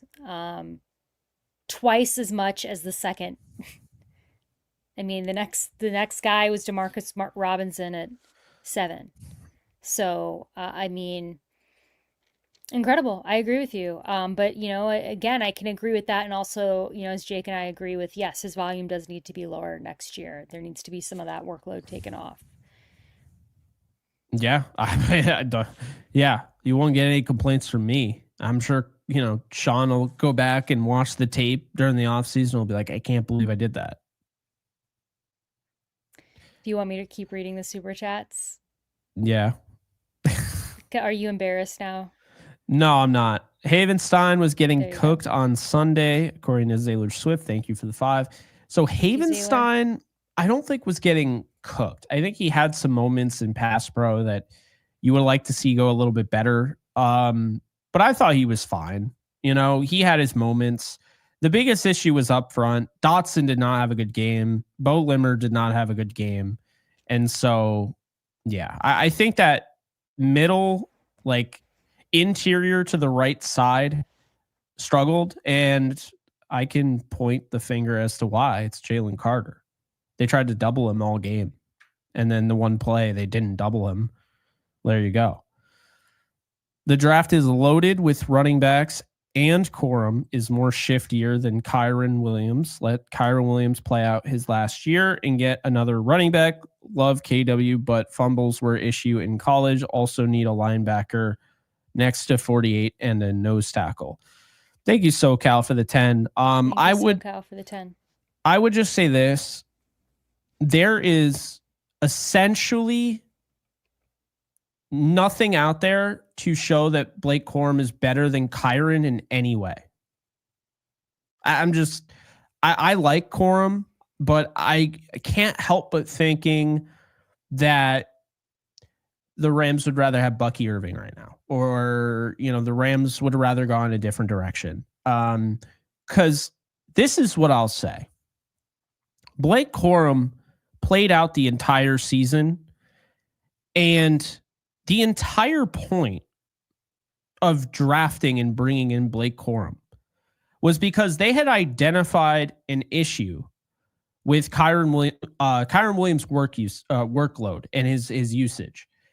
And they did not want to throw him into the fire and play him 98% of the time because they felt like that contributed to his injuries. Well, it turns out that last year's injuries were just fluky because he had way more. And that just tells me he had the most touches, including the postseason. He had the most touches for a Ram since Steven Jackson in 2006. They failed. That's what that tells me. They got Blake Corum because he can do all the same things Kyren can. Well, I think that's a little unfair to Kyren. We said all the time, you could say he has a similar archetype, you could say he has a similar skill set, but in no way can you tell me that Blake Corum is the same as Kyren Williams. Kyren Williams is a 2-time 1,000-yard rusher. Blake Corum hasn't done anything in his career. He's done nothing. He also did not score when they needed him to at the goal line. They put in Kyren Williams, he punched in the next. See, that's another thing. We look at, oh, well, all of Kyren Williams' touchdowns are at the goal line. That's a skill. People used to get on Todd Gurley about that. Be like, oh, Todd Gurley, all his runs are at the goal line. It's not like he does. That's a skill. And you know what? We didn't realize how lucky we had it because the 2017, 2018 teams were setting records. But what we don't understand is that, in that moment, because it's so easy to score for those teams, didn't it just feel like, oh, they're just going to score 30 every game? It was so easy, right? But now we haven't watched an elite offense in quite some time. And so the Rams, it's hard to score for this team. And they show you in the red zone. I mean, the red zone issues, they had their woes against the Eagles and it cost them. It's not easy to score. And when you have Kyren Williams, a guy that has a nose for the end zone, finds a way, gets those 4th down and short or 4th down and inches, those conversions, that's value. And I feel like we're so quick to just dismiss that. Like the whole thing with Jalen Hurts, it's like, oh, all his touchdowns are at the goal line. Well, the difference is the thing about Jalen Hurts at the goal line, not to take away a touchdown, but he's got the whole tush push thing going. He's got guys shoving him in. When does Kyren get that? So I just think if you're going to discredit goal line rushing touchdowns, I don't know. That's how I feel. And I SoCal, appreciate you. I don't mean to get on you. It's just in general. I see it all the time. It's not just you. It's like this whole Blake Corum is shifty or he's better or whatever. He has not proven that. Not for 1 second. The guy, but he hasn't proven anything. I agree with you. And this is why people who watch our NFL draft stream every year, when they drafted Blake Corum, I was very audibly not pleased by it. And everybody was so confused. And I said at the time, and I got a lot of criticism for it, is I was like, they needed to draft. I wanted them to draft that bigger back. Now, I'll be fair. I wasn't saying explosive, which now is what I'm saying now. So at the time, my analysis wasn't maybe what I would say now, but it was in that similar vein of I really want them to draft a different type of running back than Kyren Williams, right? But then the conversation became, okay, well, they drafted Corum so that way they can, ease Kyren Williams' workload and then just put Corum in and he could do the same things. Well, they didn't put Corum in hardly at all this season. That's what everybody's been talking about. Why'd you make the pick? And what that tells me is whatever the Rams were seeing in practice or the very few touches, he was getting in the games, they weren't liking what they were seeing. And you mentioned the goal line, for example. I mean, McVay tried to get him in a touchdown. I'm blanking on who their opponent was that game, but they're, like you mentioned, they put him in at the goal line. He had 3 opportunities and could not do it. They put in Kyren, he scores. So yeah, I mean, it is what it is. Now, I do think Corum is going to get more touches next season. We'll talk about that more as the season goes on, but there was a reason that Blake Corum did not play a lot this season. Yeah, I also think, there is a reason. I don't really like to get on Blake Corum for his lack of play either. I mean, I do think there was an issue. I think that there were 2022 where they had the plan to get Allen Robinson. And initially I loved it because I was like, oh, Allen Robinson with potentially OBJ at some point, when he gets healthy, and you got Robert Woods and you got Cooper Kupp, and you start to think about it and you're like, oh, wow, it's a diversified wide receiver room. But then they come out and they're like, yeah, we're actually going to trade Robert Woods for nothing. And Allen Robinson's the guy. And at that point, I'm annoyed, but I'm like, okay, I can see the vision.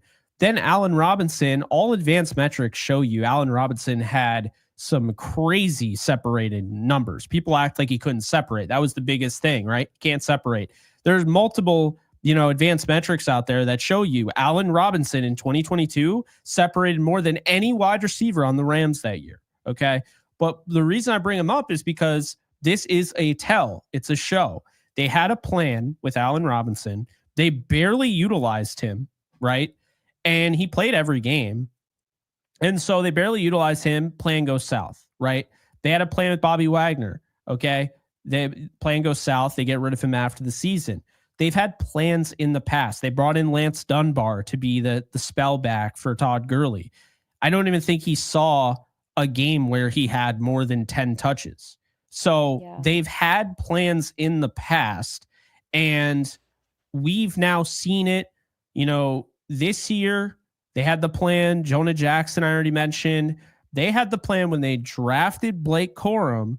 He was going to spell Kyren Williams. And I love the rationale, because the point being was he comes in and they love Kyren Williams so much that they don't want to, lose anything that he brings to the table. So the hope was Blake Corum could emulate Kyren the best he could, where if he comes off the field, you're not really feeling the loss. Obviously, it's not Kyren Williams, but they were thinking, okay, he's similar in that skill set where we can still run our offense how we want to run it, unlike having to change things up because it's Royce Freeman or Darrell Henderson or whoever.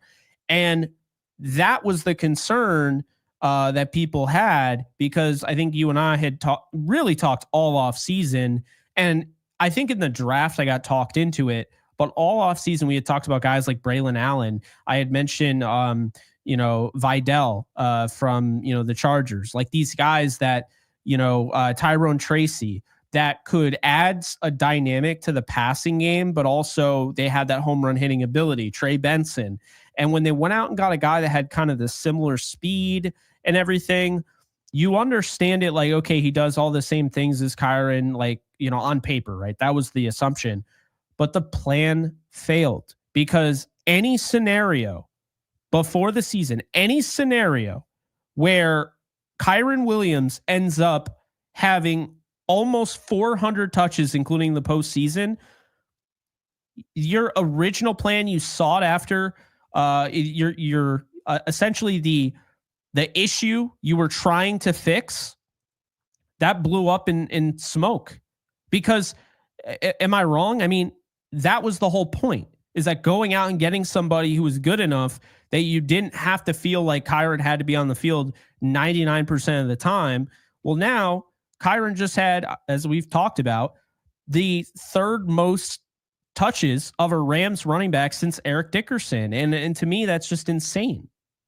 Well, it is insane, especially when you took a running back in the third round to kind of quell that, right? That again, it's the circle that the full circle moment is that it's unfortunate, because then you go, okay, what else could we have maybe done with that third round pick, right?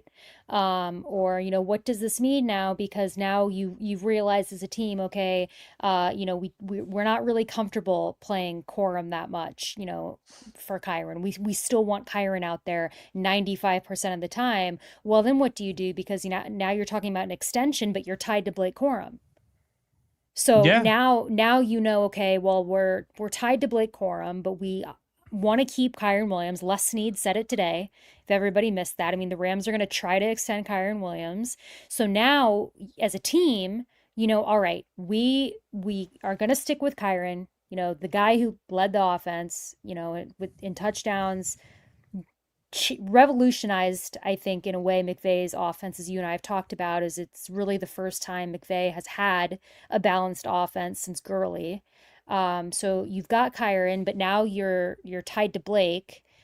Now you go, okay, now where is that home run, hitting back? Do we want to even do that now with our running backs? Do we stick with what we've been doing at running back and maybe go try to find the explosive playmaker at receiver or tight end, right? So now you're kind of in a situation that if you had maybe taken a Bucky Irving, remember we took Blake Corum over Bucky Irving, Yeah. right? Or you had taken a Braylon Allen or somebody like that, you might be feeling a little bit better right now in terms of what you want to do with your run game and not feel like, all right, now we've got to nail another, maybe fourth, fifth, sixth round running back this upcoming draft to be the opposite of Kyron and Corum. So, hindsight's 2020, obviously, but like I said, I think that this was something that a lot of people, including myself, felt like was obvious at the last draft is, what are you doing taking Blake Corum at the end of the third round? I do think, people can try to justify it however they want. Whatever the reason was, it obviously did not pan out Yeah. because I as mean, you threw out that number, the yeah. touches were more. Because So, if that was your plan, use him more. But if he wasn't right. ready, then you can't use him more. So it's a failure anyway. But you have 3 more years of Corum. That's the good news. The bad news is you have 3 more years of Corum on this cheap deal that could have been used to get somebody else that would have better suited this team. Now, keep in mind, they've drafted better than anybody in the league the last 2 years. So it's not like we're saying that this draft class is an utter failure, but it is a reminder that these things do come back to bite you. They've had plans in the past that have not worked out. You look at 2017, the first draft pick of the Sean McVay era was Gerald Everett. Good player, but I mean, they passed up on getting George Kittle. Now, a lot of teams passed up on him, but they don't get George Kittle. And, then 2018, their third overall pick is Joseph Noteboom, or the third round pick is Joseph Noteboom, the first pick of that draft. And they go out and they get Brian Allen. And Allen's, he stuck around for a while. But then you look at, 2019, and it's like they draft Taylor Rapp. They even said that they'd be fine picking him in the first round. He doesn't come back on an extension, so that's a player that you put a second round pick into, and you didn't even give him, an additional contract. David Long is another one. Bobby Evans was a third rounder that they hoped would be able to be a starter.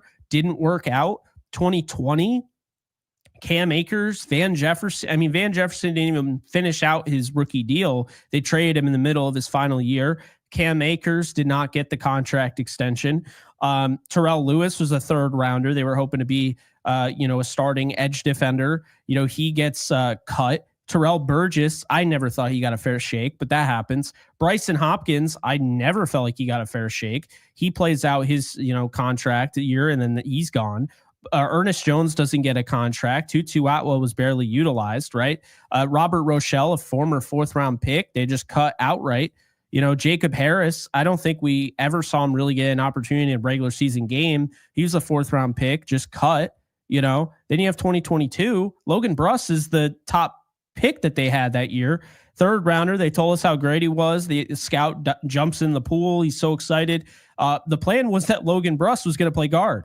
It didn't work out. So really the point I'm making here, and keep in mind in that draft, they drafted guys like Kobe Durant, Kyron Williams, Quentin Lake, Darion Kendrick, Russ East, who started, quite a few games for them. That's the thing, is that I can be critical and also give credit, but they have missed on some guys on that day too, where it's like, yeah. So I guess really what I'm saying here is that, like, Stetson Bennett in the 4th round, for instance, what I'm saying here is that just because Blake Corum is a 3rd round pick doesn't necessarily mean the Rams will not draft a running back this draft. It doesn't necessarily mean that the Rams won't extend Kyron Williams, because they have the future in Blake Corum. I think that's the thing we need people to understand here, is that just because they spent a day 2 pick on Blake Corum, who's a big name, won a national title, does not mean that he's locked in as the starter long term. Because the way things work out, man, I'll tell you, the way they finished out the season, Blake Corum was not there. He got hurt in week 18. He was barely playing this year, right? Kyron Williams, I don't think he missed a snap. I don't think Maybe Ronnie Rivers took one carry. I don't even remember. But the point being is that regardless how you feel, it didn't work out. Like, he did not just take over as the starting job. Like, we knew he wouldn't. We talked about it all off season, and I don't think he's going to do it next year. And I actually think he's in jeopardy of falling to that third spot. And guess what? I like the guy. So I hope he doesn't. I actually hope, he fights and gets some opportunities.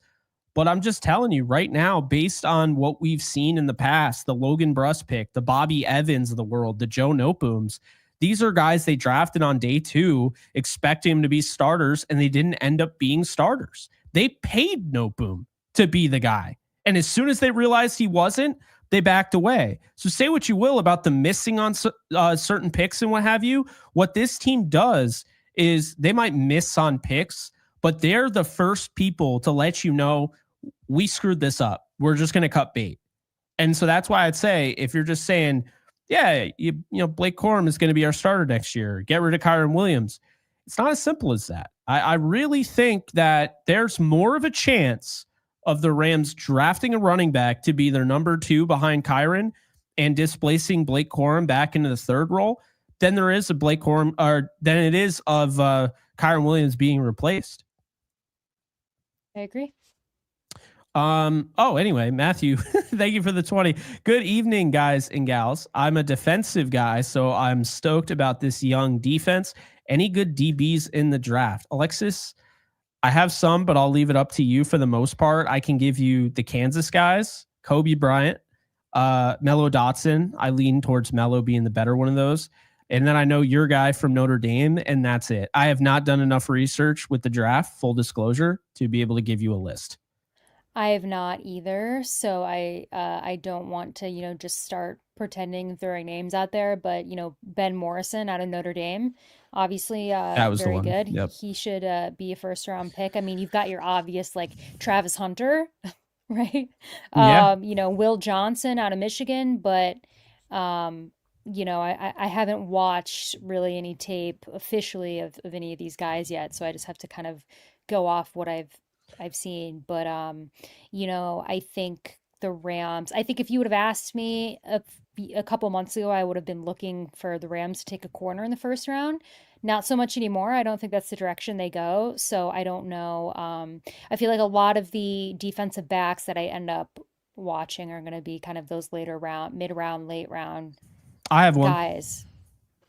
He was my first round. People are going to laugh at me, but this is why way too early mock drafts are silly. He was my first round pick for the Rams, way too early.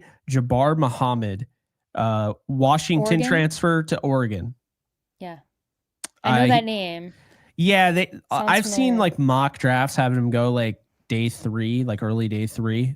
So that's what I mean. Like, people are going to laugh, but I like Jabbar Muhammad. And when I was watching his tape for the way too early mock draft, I felt like that was the guy who just had that kind of, I don't know. He was feisty in coverage, and he just kind of had that look of like a Rams corner, like kind of similar to like, Kobe. I don't know if, they'll draft him or whatever. I haven't watched enough film on him, and I don't even remember most of the film I watched, just kind of like how I felt about it. But yeah, like, we're going to get to the draft. Don't worry.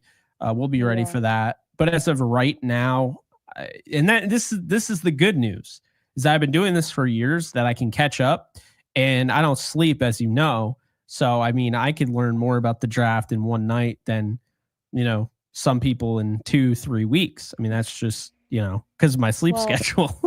And I do just want to, because you'll find this interesting. The Cowboys just hired their new head coach. Do you know who it is? It's former St. Louis Rams offensive coordinator Brian Schottenheimer. Yep. That is insane, but good for him. Good for him, but just, I wouldn't want to be a Cowboys fan. I could tell you that much. I mean, it's no shade, but kind of shade, but I mean, good for him. I just think, Cowboys fans have now been on a wild ride. They like really convinced themselves, a lot of them, that like they were going to get Sanders. It reminds me of, okay, so who replaced, was it, oh man, who was it? I think it was Ron Rivera who replaced Jay Gruden, right? Yes, he came over from Carolina and then went Yeah, to the Commanders. it's that to me. It's that. You had Sean McVay in your back pocket, and for Dallas, they let Kellen Moore go and they let Dan Quinn go. Now they didn't leave, like they didn't like cut them or whatever. They didn't fire them, but they let them leave essentially. Just to fire Mike McCarthy the next year, they let Dan Quinn go. Dan Quinn has already coached in a Super Bowl. Dallas hasn't gotten past the divisional round of the playoffs since like 1995, which is the year I was born. So this is what we're at right now. When Sean McVay, Kyle Shanahan, all those guys were there in Washington, and they had Jay Gruden, right? Nothing against Jay Gruden, but like they let Sean McVay leave the building to then fire Jay Gruden and hire Ron Rivera, he's just a guy. He's not that great of a head coach. The Cowboys just hired Brian Schottenheimer when they had Dan Quinn in their back pocket. I mean, I just say it all the time. I'm just glad I'm not a fan of these teams because I don't know, man. I cannot for the life of me believe that you like some of these coaches that go out the door. Like I like Todd Bowles, but I was under the impression Todd Bowles was gone. And I just found out today that Tampa wasn't giving Liam Cohen the job. Tampa was extending Liam Cohen to be the offensive coordinator. I could not even believe that. I thought he was getting promoted. And then people are that whole debacle, I missed that because I was doing improv. So I was like not near my phone, but I caught up late. I thought with all the mumbo jumbo and everything, I totally thought that it was because he committed to be the head coach and then left for Jacksonville. I understand some of the blowback, like he should have told them or whatever, but it's a way better opportunity. Like what? I don't know. I can't believe they didn't tell him to be or like force him into the head coaching role because they got to move on from Bowles. I like Bowles, but like he's just not doing it. So yeah, still can't believe that. Anyway, we got 3-4 more super chats and then we'll wrap this thing up. Edwin, appreciate you. Thank you for the 5. A couple questions for you. If this was Cup's last season with the Rams, what is your favorite Cup moment? Thank you both for all the great videos. Appreciate that. Thank you. I mean, it's got to be the Super Bowl. That's what I was thinking too. I think it just, I think he had such a magical year. And then to get that touchdown in the Super Bowl, I mean, how can you not think of that? Well, I guess on that drive, there are 3 of them. Would you say the 4th down conversion that kept them alive, the no look pass, or the touchdown? Because I still got to go the touchdown. It's got to be the touchdown, right? Because that's when you know. I mean, the Puka Nacua catch against the Eagles is a perfect example. No one cares if it doesn't get done. If you don't win, it's like, oh, that was a nice catch. We don't talk about it. But that catch is immortalized if they come back and they win and say they go on to win the Super Bowl. People would still be talking about, like, can you believe that Nacua catch? That was the thing that carried us. I got to say that. I think the touchdown because I just have that picture in my head. It just never will go away. And I'm sure Bengals fans have that too in a different way. Great question, though. Edwin, thank you for the 5 again. Who do you believe has the biggest impact to the Rams organization? McVay, Snead, Donald, or Stafford? I'll let you answer first. I know my question. I know my answer. It's hard because Aaron Donald was included, and in my opinion, Aaron Donald is the greatest defensive tackle of all time. But I think as a whole, I might have to say Sean McVay. I just think McVay kind of revolutionized, to go from Jeff Fisher to McVay. I mean, there's kind of like a before McVay and then McVay to me. It's McVay. Yeah, I mean, I don't. It's not Snead. It's not. I love Stafford, but I I think you, again, like I said, it's almost like there's like a block, right? Where you think before McVay and then McVay. It's just two very, I mean, it was a turning point for everything, I think, that happened. I mean, I'll let you elaborate, Jake, but that was my answer. Yeah, I think it was I forget what I had when I made the YouTube short, but it was like 76 wins. Sean McVay's first 76 wins came in 8 seasons, not even full 8 seasons. And before that, it took the Rams since 2003 to have 76 wins before Sean McVay. So that to me is the biggest impact, because you could say Aaron Donald and what he meant to the development of those defensive linemen and how he made some huge plays. I mean, do they win the game against the 49ers? Do they win the game against the Bengals without him? Who knows? Snead, because he was finally able to be like the guy. Like, I think during the Fisher era, I think Fisher had more, I think he had more control than, was publicized. So, I mean, obviously with the FM picks and not being afraid to make big time moves. Stafford, because they didn't win a Super Bowl with McVay and they had just missed the playoffs and then got back to the playoffs. And you could tell they were really just lacking the firepower. And then the moment he steps in that organization, everything changes and they just look so dominant and they end up winning it all. And then the thing about McVay is just, we watched this team they were not good. They were just not good for the longest time. I mean, Spagnuolo, I do believe, never got a fair shake because the first year he had nothing around him. They're 1-15. They basically were tanking to get Sam Bradford. We all know that. Then 2010, he finally has his quarterback. He starts to have stuff around him. Pat Shurmur leaves him, by the way, to become a head coach. But Pat Shurmur and the Rams offense, they end up getting to the final game, week 17. They have to go to Seattle and beat them to get to the playoffs, and they lose. So they were one game away, essentially, from going to the playoffs. And that was a huge turnaround because at that point, they were the Sosar Rams. They were the 1-15, 2-14. This team doesn't do that. The following year, Pat Shurmur leaves to become the head coach for the Browns, which is a huge, huge hit. Not Stafford. Bradford's development, Spagnuolo, he's young as a young head coach. Now he has to, figure out what's he going to do. He goes out and he gets Josh McDaniels. McDaniels is like an icon in the offensive coordinating game, right? He's known all the stuff with Brady and, he went and became a head coach with the Broncos. It didn't work out well. So he goes to the Rams to try to boost his stock back up. And what people don't realize, and this is actually a concern of him being back as the offensive coordinator for the Patriots this year, Alexis, is with a young team, he's got a very, very complicated offense.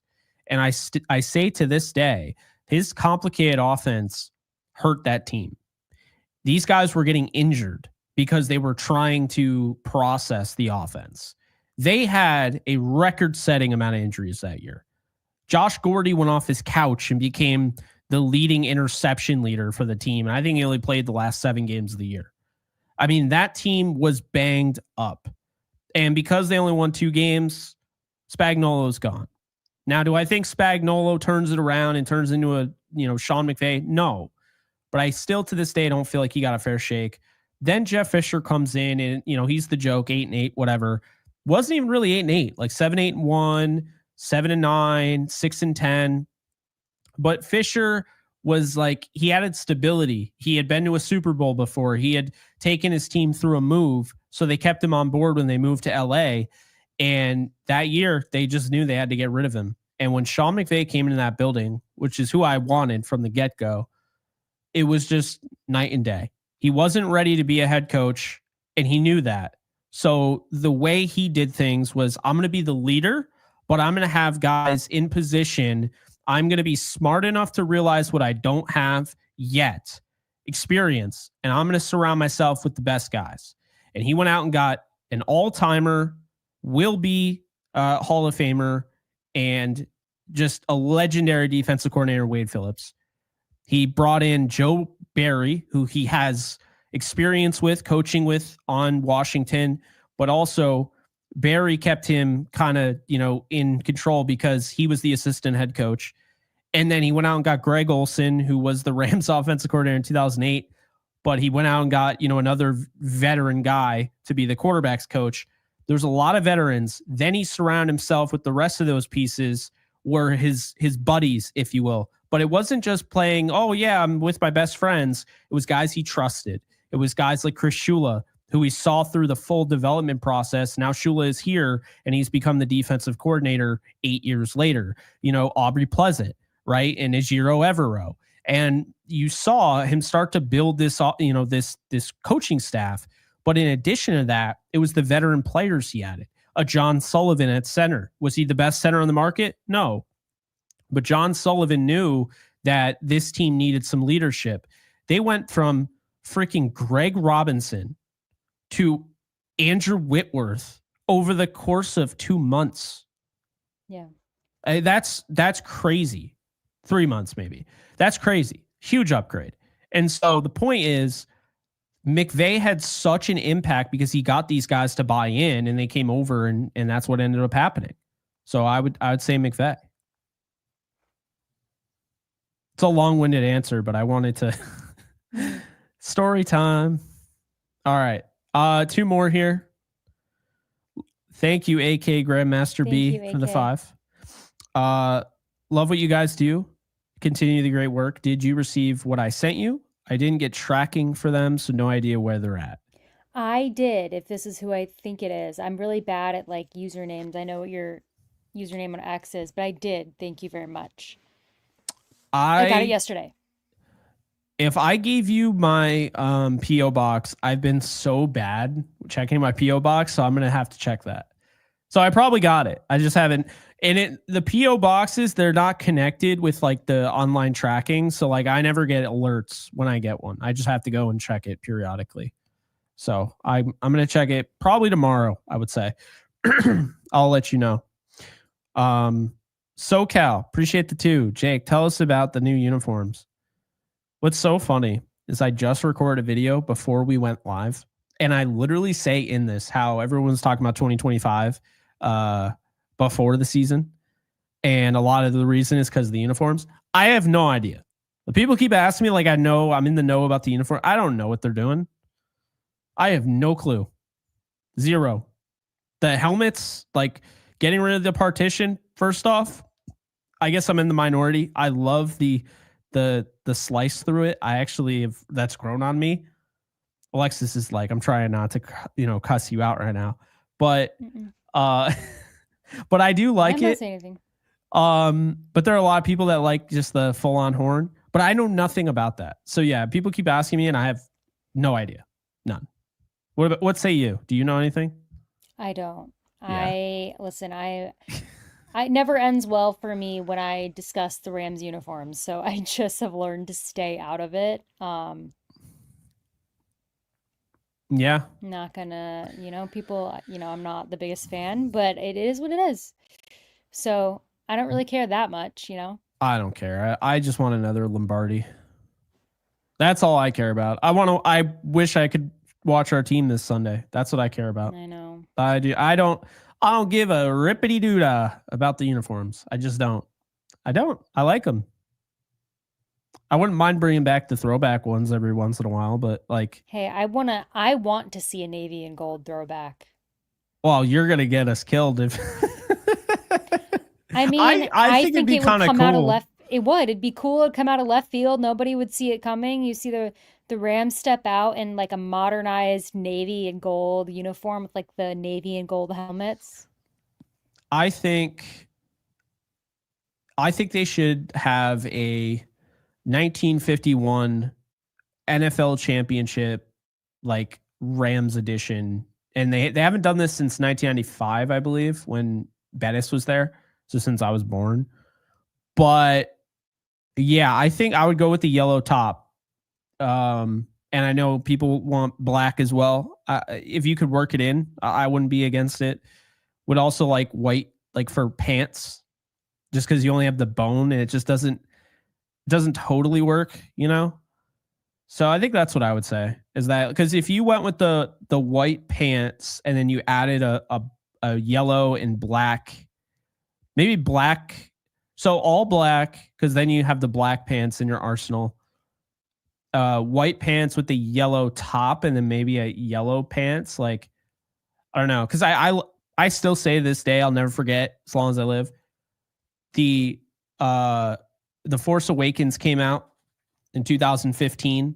The day it came out, Star Wars came back.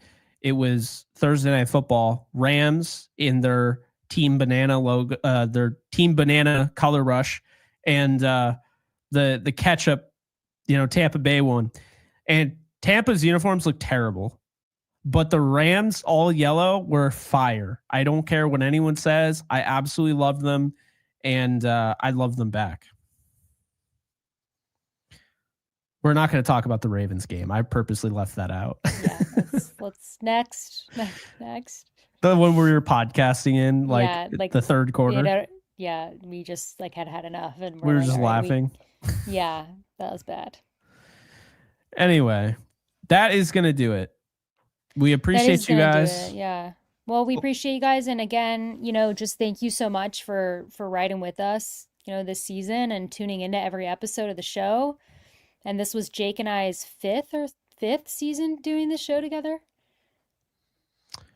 Because it was the 2019, 2020, 21. I'd have to ask you, because remember, I was like, oh, yeah, it's our fifth anniversary. Yeah. It was our sixth season being co-hosts of this show and doing it together. And that is crazy. So we appreciate everybody who tunes in every week and listens to us. And, we got through this together. This loss, we're bummed about it, but as Jake and I have said, we're just so proud of this team, and are looking forward to discussing kind of what we think could happen in the off season to try and get us over that hill and to the Super Bowl next season. So we'll definitely be back to talk about that, but we're going to take a little hiatus as we usually do through the rest of the NFL playoffs. So about a month, I'd say month and a half. We're going to take a break from the show and then be back with our draft coverage that we do every year, and hopefully getting some awesome prospects in the show like we normally do and interviewing them. And Jake, I don't know that we've ever had a season where two guys we've interviewed have been drafted by the Rams. We always seem to find one. Out of all the guys that we interview, it's like we'll have like a Quentin Lake or Brennan Jackson, right? But I am making it my goal, my personal goal this season. Well, I guess I have no control over it. I'm not in the Rams front office. But my sincere hope for this season is that this will be the first Downtown Rams offseason where two of the prospects we interview, at least two, get drafted by the Rams. Because we always hit we get one. Two? It might be a big goal, but I'm feeling like, maybe this is our year where we get double. Perhaps it is. Perhaps. We'll see. Well, guys, thank you so much for tuning in. We really, really appreciate it. We got 1,000 people watching right now live. It means so much to us. Please keep up with us. We're still on social media. You can follow us on social media at Downtown Rams. You can follow me on Twitter/X at the Alexis Craft, and then I'm on Instagram at Alexis Craft. Jake is on both platforms at JK Bogan. And guys, like we said, thanks for sticking with us this season. We love you guys. We appreciate it. We'll be back very soon. But until then, as always, stay safe, take care, and go Rams.